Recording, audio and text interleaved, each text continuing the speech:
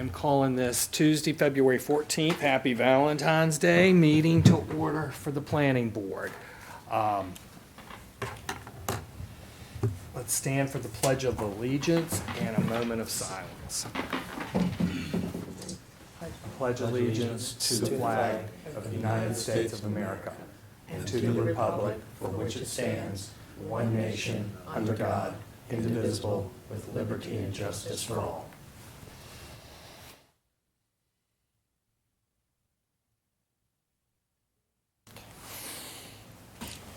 I'm going to ask for any disqualifications on the case, the one case that's going to be before us today. Is there anyone that needs to disqualify themselves?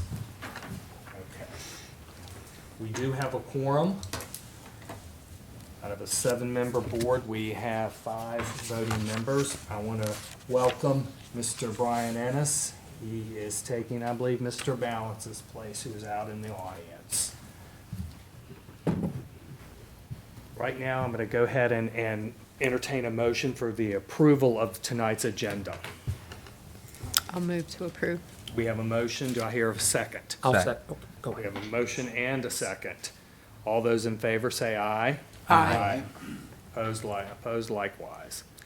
Okay, next item on the agenda is approval of the minutes from the January 10th, 2023 meeting, which was a long meeting, so I think I glanced over them today. I didn't see any real issues with that. I'll make a motion to approve the minutes from January 10th. We have a motion for approval of the minutes from January 10th, 2023 Planning Board meeting. Do I have a second? Second. We have a motion and a second. All those in favor say aye. Aye. All those opposed likewise. At this time, we have a resolution of appreciation for Mr. Shea Balance. He's out in the audience, and I'm going to read this. And I got to make sure there's no glare on it, or I won't be able to read it. Resolution of appreciation, whereas Mr. Shea Balance has faithfully served as a member of the Currituck County Planning Board from January 2017 through January 2023. And during this time served as vice chair from January 2018 to March 2019, and chairman from March 2019 to January 2023. And whereas Mr. Balance has devoted numerous hours and energies to serve in this capacity, and whereas Mr. Balance has served as an integral part in shaping the future of Currituck County, whereas Mr. Balance always acted in the best interest of the citizens of Currituck County, as a member of the Planning Board, and showed steadfast leadership, responsible judgment during his tenure. And whereas the citizens of Currituck County will enjoy a higher quality of life as a result of Mr. Balance's dedication. Now therefore be it resolved by the Currituck County Planning Board members that they would like to extend their sincere appreciation and thanks to Mr. Balance for his dedication and service to Currituck County while a member of the Planning Board, signed by Brian Bass, Gary Owens, Juanita Kraus, Tom Early, David Dahl, and Mike Corbell. Do you get a picture? Or you Sure, just if hand you it want. to him? I don't know. Do you want me to get a picture? Or do you do a picture? Or no? Sure, we can do one. Oh, I'm sorry. If you, Got one. Come on over. okay, are you going to do it that way? She's Okay. gonna do it from here. Turn around and look at Sharina. I don't have the best iPhone, but I'll do my best.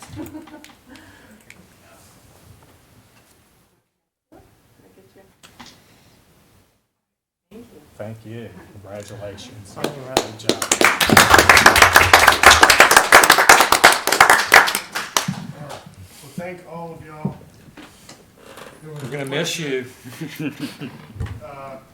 Not only was it a pleasure working with you, but it was a pleasure, I think I made some good friends along the way, so thank you to staff, everybody, most especially you, keeping us straight the whole time, so thank you very much. And this young lady here is my fiance, so I brought my picture taker along with me. So she allowed me to come out on Tuesday nights and play with y'all, so. On Valentine's Day? Valentine's Day. She's a good one. She's a keeper. My Valentine's, so we'll see y'all later. Thank you. Okay, thank you. Thanks. I'd be having dinner. Okay, At this time, do we have any old business we'd like to discuss? Okay, I'm going to go ahead and open up for new business, and I believe Mr. Kemp is going to present PB 2222, Bissell Professional Group, request to amend the Unified Development Ordinance, Chapter 4, Section 4.4.6, specific regulations for certain temporary uses and structures to allow for more than one real estate sales office or model sales home to be located in a new residential or non-residential development. So we'll hear from staff. Thank you, Chairman. Happy Valentine's Day, everybody. Because it's Valentine's Day, I will try to make this as concise as possible. Just to give you a little background, this request was submitted by Bissell Professional Group. As you heard, what it does is amend Section 4.4.6, which are the specific regulations for certain temporary uses, specifically Section D of that, which are the regulations for real estate offices and model sales homes. Here is Section 4.4.6D, which are all the regulations. It's a lot of writing up there, but I will just briefly summarize each. A, that the approved lot is part of the development. B, that the signage complies with the UDO requirements for signage. C, that is the model sales home is compatible with the character of the surrounding development, specifically with color, material, and landscaping. D, that it complies with the setbacks and standards of the zoning ordinance. E, that the off-street parking complies with the requirements of the UDO. F, that it shall be converted into a permanent use or removed. G, that the director may impose conditions to mitigate adverse impacts. And finally, H, it must be removed from the site prior to the final CO. So with that being said, here is the specific request. And what this request does is it would permit more than one temporary real estate sales office or model homes in a residential or non-residential development. You can see the changes to the section. What this does is it just pluralizes the words that relate to the real estate sales office. None of the other regulations that I read are changing with this amendment. There are no specific goals or policies in the Imagine Currituck document that speak specifically to real estate sales offices or model homes. However, there is language that is consistent with the intent of what the use does. The first of these is in the demographic trends specifically for housing. And what this speaks to is accommodating a permanent population increase of adding 154 homes for the next 20 years.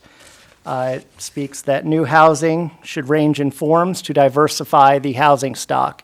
And what this amendment does, it allows builders to be able to showcase different housing products and encourages a variety of housing types. The second section that this speaks to in Imagine Currituck are the guiding principles, specifically economic prosperity and resilience. This talks to cultivate a diverse economy that encourages growth of traditional sectors, where residential development in the county is a traditional sector. It also provides for a range of housing types and land development densities appropriate for attracting quality, environmental compatible businesses and industries to strengthen the county's tax base.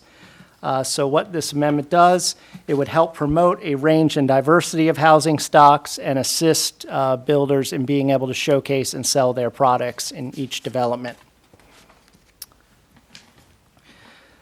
Staff recommends approval. This is a temporary use, and at the end of its life, it does get converted back to a permanent use.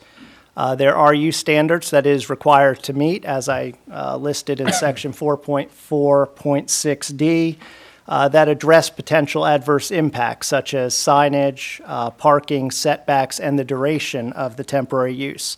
I will also bring attention to one condition that the director may impose additional conditions to mitigate adverse impacts on surrounding properties. So this allows staff to look at each on a case-by-case basis and impose conditions that it feels might be necessary. So as I said, staff recommends approval and believes that it is consistent with the objectives of the UDO as stated in the Development Trends for Housing and the Guiding Principles for Economic Prosperity and Resilience.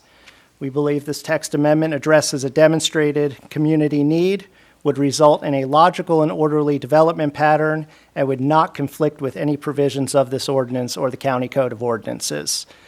This is an activity which has occurred in the county and been occurring, has not caused any issues. What this text amendment does is codifies that action. So with that, I will stand by for any questions. All right, any questions for staff? I just have one question on the question of it. It's maybe allowed as incidental to a new residential or non-residential development. Yes, sir. How does that comport with any existing development? Well, this would apply to new developments. It could also apply if there was an existing development where there was a new phase of development. It could apply to that. A good example of this, the Glenmore and Waterley development off Tulls Creek Road.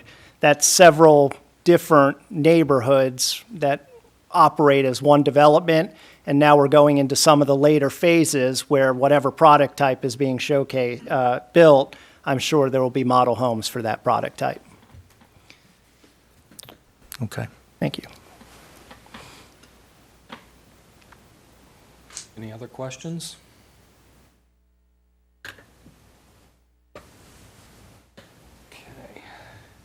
At this time, we're going to go ahead and call the applicant forward, Mr. Bissell. Thank you.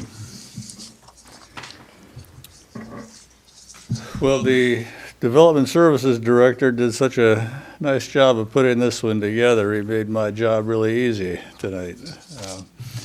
I'm really just going to say that right now you have an ordinance that if you have, say, a 10-lot development, you have the opportunity to have a model home sales office in that development. If you have a 500-lot development that has 12 different phases and 6 different builders with all kinds of different product type, you also get one sales office model home. So this kind of rectifies that problem. It's been something that builders have been struggling with for a while now.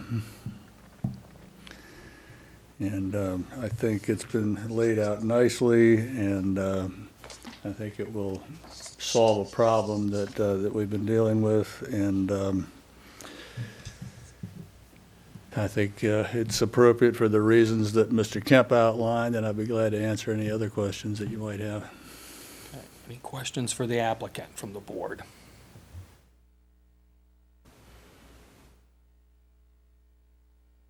Okay.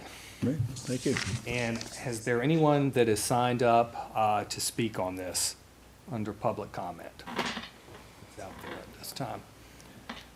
Okay.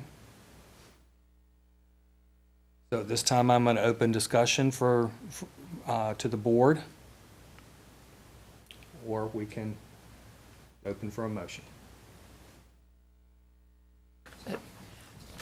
I move to recommend approval of PB 22-22 Bissell Professional Group because the request is consistent with the objectives of the Imagine Currituck 2040 Vision Plan, including the demographic trends for housing and the guiding principles for economic prosperity and resilience. This text amendment addresses a demonstrated community need and would result in a logical and orderly development pattern. It is not in conflict with any provisions of this ordinance or the County Code of Ordinances. Okay, we have a motion. Do I hear a second? Second. We have a motion and a second. All those in favor say aye. Aye. Aye. All those opposed likewise. Motion passes. Okay, so that takes care of the new business. Anyone from staff have any announcements? Yes, thank you. I just wanted to give you an update. You had made a reference that last month's meeting was a long one, and I wanted to let you know what the Board of Commissioners decided on each of those items. So the first one, the Flora Commercial Conditional Rezoning. This is the one with the proposed grocery store, 22 acres next to Moyoc Middle School. That was recommended for approval by a 5-to-1 vote. The Green Meadows rezoning, this is the one we spoke about in the informal, the therapeutic facility that was constructed, that's, southern Moyoc. That rezoning was recommended for approval by a 6-to-0 vote. With the text amendments, the food truck text amendment was recommended, or voted approval, 5-to-1 vote. The county exemption, which exempted the county from the requirements of the UDO, that was denied. It was a 3-to-3 vote, so it did not carry. The mining text amendment was approved by a 6-to-0 vote. And lastly, the MXR district regulation change, that was approved by a 6-to-0 vote. So I wanted to let you know how the board went with all the items you considered last month. And that's all I have, Chairman. Okay, anything else? And I want to congratulate Cherie on birth of a grandson today. Yeah, Congratulations. yeah, Kind of stay for us. yeah, absolutely. All right, at this time, I'll entertain a motion to adjourn. So moved. Go ahead, Gary. I'll second. We have a motion and a second to adjourn. All those in favor say aye. Aye. All those opposed likewise.